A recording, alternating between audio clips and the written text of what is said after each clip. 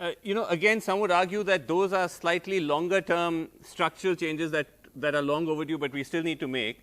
As you were saying, that right now there's a kind of urgency that many people are on the brink, businesses are on the brink. They need some kind of a safety net. I'm trying to understand from what you're saying, because we have a budget now coming up very soon, which we're told is a budget like none seen before. But what really can Nirmala Sitharaman be doing with the way things are right now? But what are her choices? I think, frankly, I think you need to do both, right? You need to, in the American parlance, walk and chew gum at the same time. You need to do the short run, because those fixes will, you can't postpone. We talked about them: relief, some measure of repair, and certainly some boost to infrastructure, including housing and others, that would help revive animal spirits. But a stronger revival to animal spirits will also be laying out a future which is very promising. As we talked about earlier, one of the factors that's missing is private investment.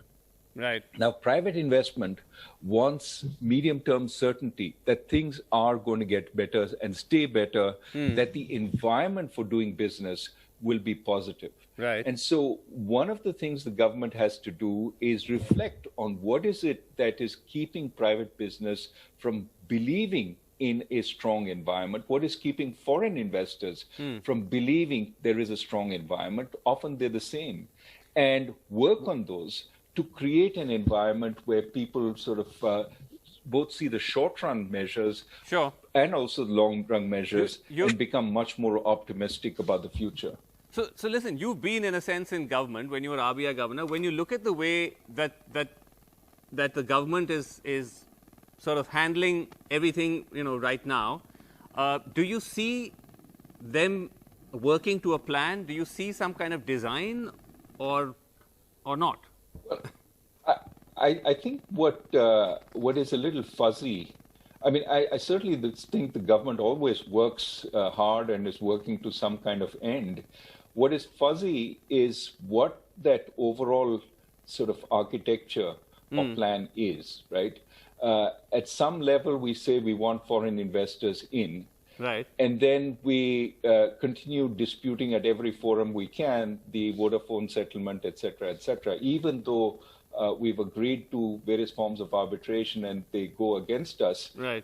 We continue disputing that. So that sends a certain kind of signal. We say we want them in, and then we change the rules on them abruptly. Sometimes apparently to favor large domestic interests. So again, people say, well, am I willing to commit money for a long time if they're going to change the rules? Domestic business, how are the rules in a particular area going to be over time? Are they going to be changed unfairly against me? Should I continue lobbying every year to make them? So businesses want certainty. They would like, obviously, fairly light regulation if possible. But whatever regulation is there, they would like it to be relatively certain and not changed on a whim. Right. Similarly, they would like, a reasonable sense of what the tariffs will be, what the taxes will be. If you keep changing those around, you're changing the basis of competition. Today, businesses are competing on very thin margins. And one change in an input tariff can completely sort of demolish the business case. So I think we need to recognize all that and have a much more structured process. And of course, there is some worry that,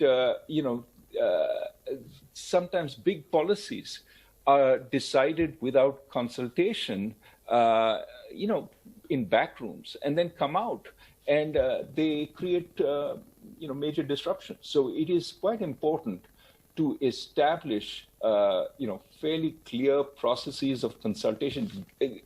Government after government in India has said it will do that. It will make transparent the process of policy setting and consult widely. But this desire to shock and awe, to do policy by jhatka, is always there because you feel nothing's moving. Right. But policy by jhatka today, as Dr. Rangarajan pointed out in an article just yesterday or day before, doesn't work. maybe worked when we were doing reforms for the first time, but today there's so many interests you need to consider. Sure. You still have to make the bold move, but the bold move doesn't mean an ill-considered or in a move which doesn't have consensus behind it. Well, we need to build whatever consensus we have and then push where, you can't build further consensus, but take all the interests and constituencies into account when designing it. And that is something which will help more policies get through. And we certainly need reforms. I have no doubt about it. Right.